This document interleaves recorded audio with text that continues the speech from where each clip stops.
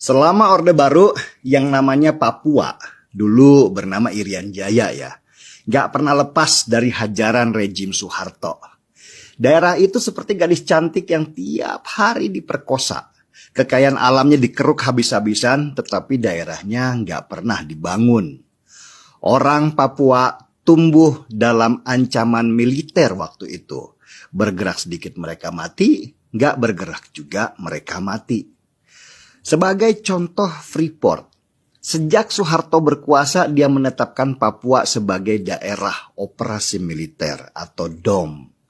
Represi yang dilakukan oleh Soeharto dengan menggerakkan militer itu awalnya karena ada konflik terbuka antara masyarakat Papua dan PT Freeport.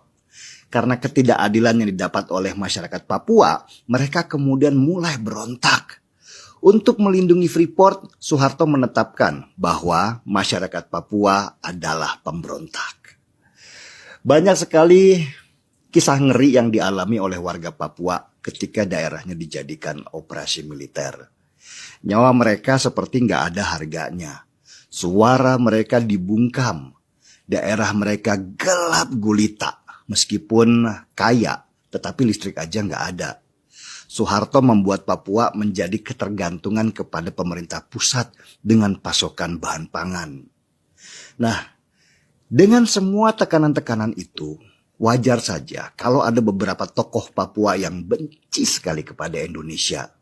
Mereka membangun perlawanan meski taruhannya adalah nyawa.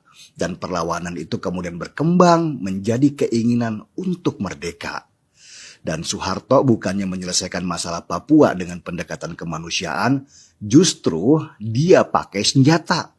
Disinilah mulainya gerakan-gerakan untuk memisahkan diri dari Indonesia.